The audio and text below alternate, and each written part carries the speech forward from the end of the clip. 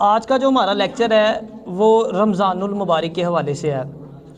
اچھا، یہ جو رمضان المبارک کا مہینہ ہے نا، یہ باقی تمام مہینوں کا سردار ہے، اور رمضان المبارک کی آمد پر نبی علیہ الصلاۃ والسلام بہت خوش ہوا کرتے تھے۔ ایک مرتبہ نا رمضان سے پہلے کی بات ہے، نبی علیہ الصلاۃ والسلام نا مطلب رمضان آنے والا تھا، تو آپ نا ممبر پر تشریف فرما ہوئے۔ آپ نے فرمایا کہ وہ دیکھو کون آ رہا ہے۔ اچھا، پھر آپ نے دوسری مرتبہ فرمایا کہ دیکھو کون آ رہا ہے۔ تیسری بار آپ نے پھر فرمایا کہ دیکھو کون آ رہا ہے۔ اچھا، جو صحابہ پاس بیٹھے تھے نا، انہوں نے دیکھا تو کوئی شخص آتا ہوا دکھائی نہ دیا، تو حضرت عمر فاروق رضی اللہ تعالی عنہ جو ہے نا وہ اپنی جگہ سے کھڑے ہوئے۔ آپ نے پوچھا کہ پیارے آقا، آپ نے فرمایا کہ کوئی آ رہا ہے، تو کوئی شخص تو آتا دکھائی نہیں دے رہا، کیا کوئی وحی آ رہی ہے؟ نبی علیہ الصلاۃ والسلام نے فرمایا کہ نہیں، وحی نہیں آ رہی۔ آپ نے فرمایا کہ پیارے آقا، کیا کوئی دشمن آ رہا ہے جسے آپ نے دور سے دیکھ لیا ہے اور آپ چاہتے ہیں کہ ہم تیاری کر لیں؟ تو نبی علیہ الصلاۃ والسلام نے ارشاد فرمایا کہ نہیں، دشمن بھی نہیں آ رہا۔ تو آپ نے عرض کی کہ پیارے آقا پھر کون آ رہا ہے؟ تو نبی علیہ الصلاۃ والسلام نے فرمایا کہ دیکھو رمضان آ رہا ہے۔ اچھا، پھر جب رمضان آتا ہے نا تو یہ اپنے ساتھ بہت سی برکتیں لے کر آتا ہے۔ نبی علیہ الصلاۃ والسلام نے ارشاد فرمایا کہ اگر میری امت کو پتہ ہوتا کہ رمضان کیا ہے تو وہ یہ تمنا کرتے کہ کاش پورا سال ہی رمضان رہتا۔ پھر نبی علیہ الصلاۃ والسلام نے ارشاد فرمایا کہ جب رمضان آتا ہے تو جنت کے دروازے کھول دیے جاتے ہیں اور جہنم کے دروازے جو ہیں وہ بند کر دیے جاتے ہیں، اور جو شیطان ہیں ان کو جکر دیا جاتا ہے۔ بالکل اسی طرح حضرت علی رضی اللہ تعالی عنہ نے ارشاد فرمایا، آپ فرماتے ہیں کہ اگر اللہ پاک نے اس امت کو عذاب دینا ہوتا نا تو کبھی بھی ان کو رمضان المبارک اور جو سورہ اخلاص ہے وہ عطا نہ فرماتا۔ رمضان المبارک میں جو ہے نا وہ نیکیوں کا اجر و ثواب جو ہے وہ بڑھا دیا جاتا ہے۔ رمضان میں جو فرض ہے نا اس کا ثواب 70 فرضوں کے برابر کر دیا جاتا ہے، اور پھر جو نوافل ہیں ان کا ثواب فرضوں کے برابر کر دیا جاتا ہے۔ اچھا، ایک چیز یاد رکھنی ہے، جیسے ثواب زیادہ کیا جاتا ہے نا، ویسے اگر آپ گناہ کریں گے تو اس کا بھی عذاب جو ہے نا وہ زیادہ کر دیا جاتا ہے۔ کہتے ہیں رمضان المبارک میں جو بندہ ایک گناہ کرتا ہے نا تو اس کے 1 سال کے جو اعمال ہیں نا وہ ضائع کر دیے جاتے ہیں، یعنی نیکی بھی کرنی ہے اور گناہوں سے بچنا بھی ہے۔ رمضان المبارک کے مہینے میں جب افطار کا وقت آتا ہے تو اللہ پاک 10 لاکھ بندوں کو جو ہے نا وہ جہنم سے آزادی عطا فرماتا ہے۔ اور اس کے علاوہ جب رمضان المبارک کے اندر جمعہ کا دن آتا ہے تو اس دن جمعرات کی رات اور جمعہ کا دن ہر لمحے اللہ پاک 10 لاکھ جو ہے نا وہ گناہ گار ان کو جہنم سے آزادی عطا فرماتا ہے۔ اور پھر جب آخری رمضان آتا ہے پھر پورے رمضان میں جتنے لوگوں کی بخشش کی گئی ہوتی ہے نا اس تعداد کے مطابق، یعنی جتنی تعداد بنے گی کل پورے رمضان کی، اتنے لوگوں کی جو ہے نا وہ بخشش فرما دی جاتی ہے۔ پھر روزہ دار جو ہے نا یہ بڑا ہی خوش قسمت انسان ہے۔ 70,000 فرشتے روزانہ روزہ دار کے لیے بخشش و مغفرت کی دعا کرتے ہیں۔ پھر نہ صرف فرشتے بلکہ سمندر کی مچھلیاں اور زمین پہ چلنے والے جو کیڑے مکوڑے ہیں وہ بھی جو ہے وہ روزہ دار کے لیے دعائیں کرتے ہیں۔ اتنا جو ہے نا وہ اس کا اجر و ثواب ہے۔ پھر نبی علیہ الصلاۃ والسلام نے ارشاد فرمایا کہ ایک رمضان المبارک جو ہے وہ اگلے رمضان المبارک میں ہونے والے جتنے گناہ ہوتے ہیں نا، یعنی آپ نے اب یہ اس رمضان کے روزے رکھیں گے، پھر نیکسٹ ایئر جب آپ رمضان کے روزے رکھیں گے، یا آپ نے پچھلے رمضان روزے رکھے تھے تو اب رمضان المبارک آ رہا ہے، تو اب جب آپ روزے رکھیں گے اس پیریڈ کے درمیان آپ نے جتنے گناہ کیے وہ ان سب کا کفارہ ہے، یعنی اللہ پاک اس کے صدقے میں درمیان والے سارے گناہ معاف فرما دے گا۔ شرط یہ ہے کہ کبیرہ گناہ نہ کیے جائیں، اس میں صغیرہ گناہوں کی بات ہو رہی ہے جو چھوٹے گناہ ہیں۔ اچھا، پھر جیسے روزہ رکھنے کی فضیلت ہے نا، روزہ رکھنے کا بڑا اجر و ثواب ہے، اسی طرح روزہ چھوڑنے کا بہت سخت گناہ بھی ہے۔ بہت سے ایسے لوگ ہیں جو پورا رمضان المبارک جو ہے نا وہ لاپرواہی میں گزار دیتے ہیں، نہ روزے کا پتہ ہے اور نہ ہی ان کو نماز کا پتہ ہے۔ اچھا، پہلے تو ہوتا تھا چند لوگوں کے بارے میں سننے میں آتا تھا کہ فلاں شخص نے روزہ نہیں رکھا، اب تو ایک لوگوں کی بہت بڑی تعداد ہے جو روزہ رکھتی نہیں، اور آپ ان سے پوچھ لیں وجہ، وہ جی میں نے آفس جانا اس لیے روزہ نہیں رکھا، گرمی تھی اس لیے روزہ نہیں رکھا۔ صحابہ کرام روزہ کی حالت میں جنگیں لڑا کرتے تھے، ہم اے سی میں بیٹھ کے کام کرتے ہیں پھر بھی ہم روزہ ہی نہیں رکھتے۔ جو شخص جان بوجھ کے ایک روزہ قضا کرتا ہے اس کو 9 لاکھ سال جو ہے نا 9 لاکھ برس جہنم کی آگ میں جلایا جائے گا۔ پھر نبی علیہ الصلوۃ والسلام نے ارشاد فرمایا کہ جس شخص نے جان بوجھ کے ایک روزہ قضا کیا، جان بوجھ کے ایک روزہ چھوڑا، تو اس روزے کی کمی کو پورا کرنے کے لیے اگر وہ ساری زندگی بھی روزے رکھتا ہے نا، تو وہ جو ایک روزہ اس نے رمضان میں چھوڑا تھا اس کی کمی کو وہ پورا نہیں کر سکتا۔ اس کے علاوہ جو بندہ رمضان کو پاتا ہے لیکن رمضان کو پانے کے باوجود اپنی بخشش نہیں کروا پاتا، وہ بھی بڑا بدبخت انسان ہے۔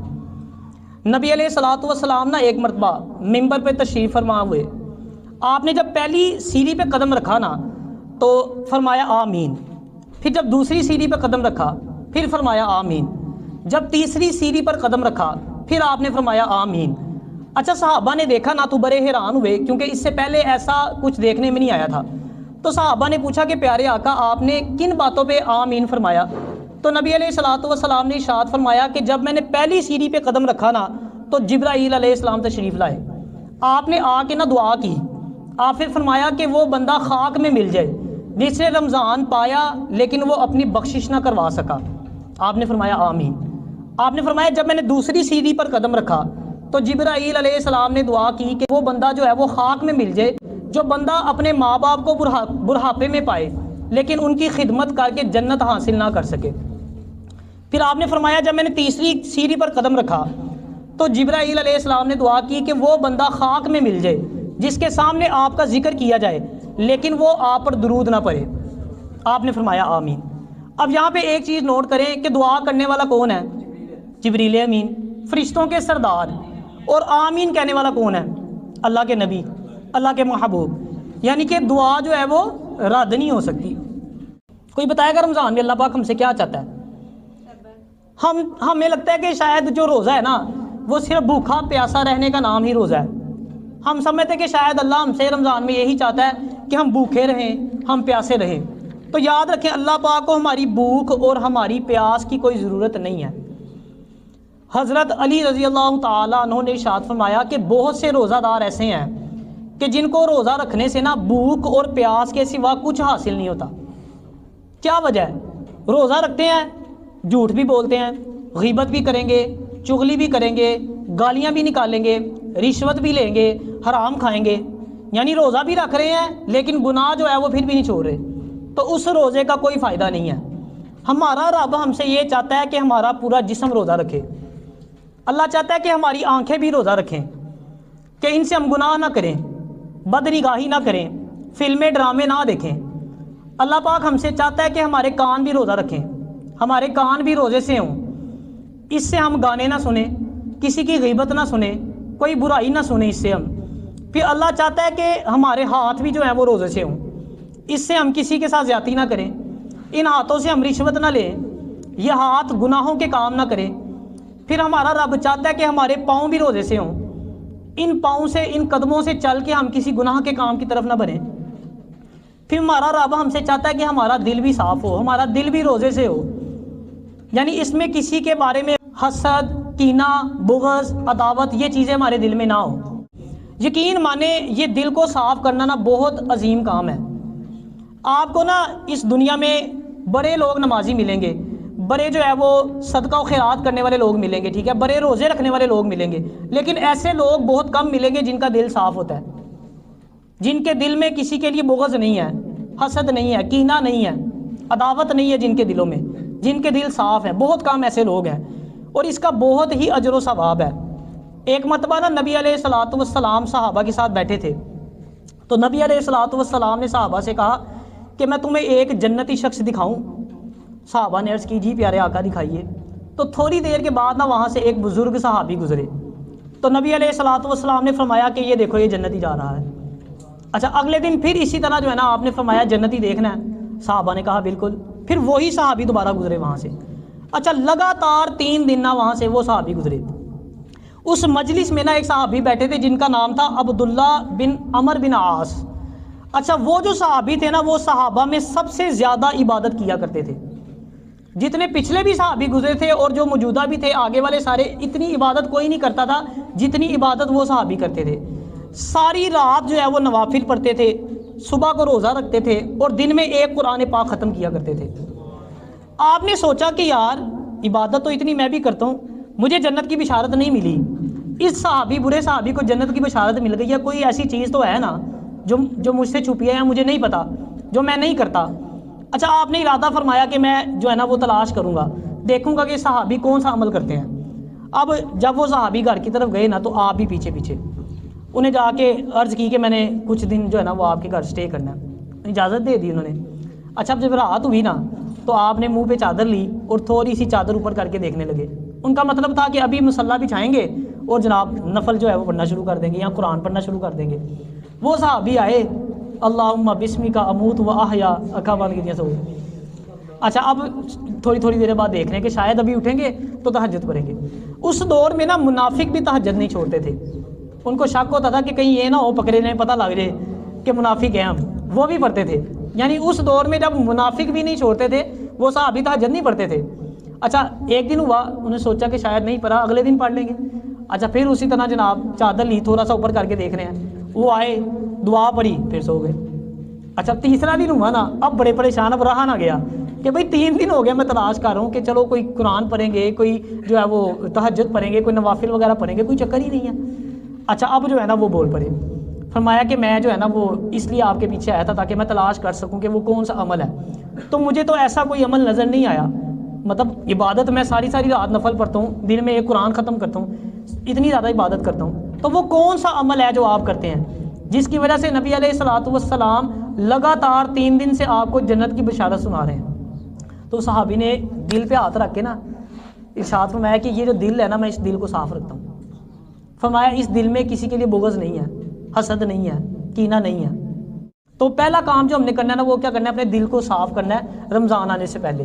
دوسرا کام جو ہم نے کرنا ہے نا، اپنے ارد گرد نظر دورائیں، اپنے رشتہ داروں میں، اپنے ہمسایوں میں دیکھیں، کوئی بیوہ عورت، ٹھیک ہے، کوئی غریب، یتیم، مسکین، کوئی جس کو آپ کی مدد کی ضرورت ہو۔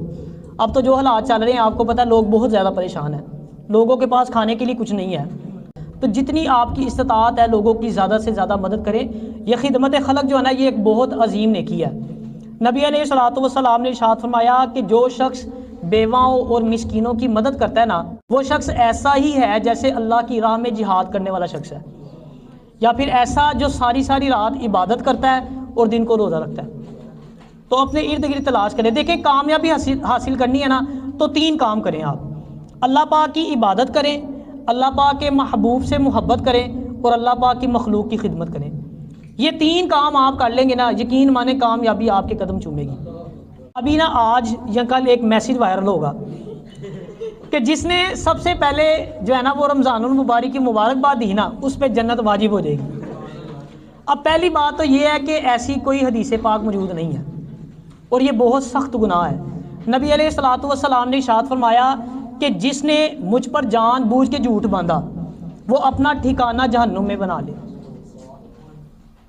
یار ہم نے جنت کو مذاق سمجھ لیا، یہ جہالت ہے۔ جنت اتنی سستی ہے، قرآن پاک میں اللہ پاک نے آپ کو طریقہ بتایا، اس کو فالو کریں آپ، لیکن آج کا نوجوان اس طریقے کو فالو نہیں کرنا چاہتا کیونکہ وہ مشکل طریقہ ہے، اس میں آزمائشیں ہیں، مصیبتیں ہیں۔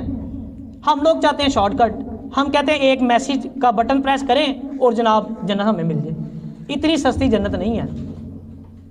آپ صحابہ کی زندگی اٹھا کے دیکھیں، اولیاء کی زندگی اٹھا کے دیکھیں، کتنی آپ نے جو ہے وہ مشکلات برداشت کی ہیں، کن آزمائشوں سے گزرے ہیں۔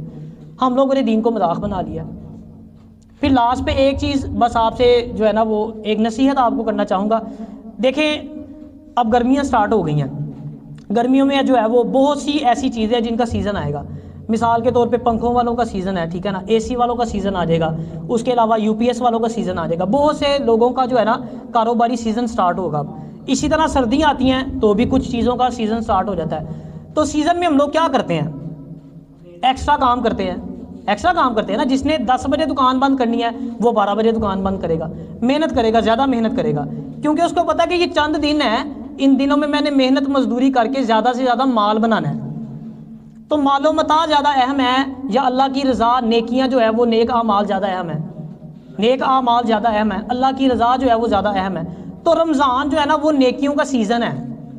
جیسے میں نے آپ کو بتایا نا گرمیوں میں سیزن آتا ہے، سردیوں میں یہ 1 مہینہ جو ہے نا یہ نیکیوں کا سیزن ہے۔ جیسے میں نے آپ کو بتایا نا کہ ایک نیکی کا اجر و ثواب کتنا بڑھا دیا جاتا ہے، 70 گنا کر دیا جاتا ہے۔ تو زیادہ سے زیادہ جو ہے نا وہ ہم نے نیک اعمال کرنے ہیں۔ اللہ تعالیٰ ہمیں عمل کی توفیق عطا فرمائے۔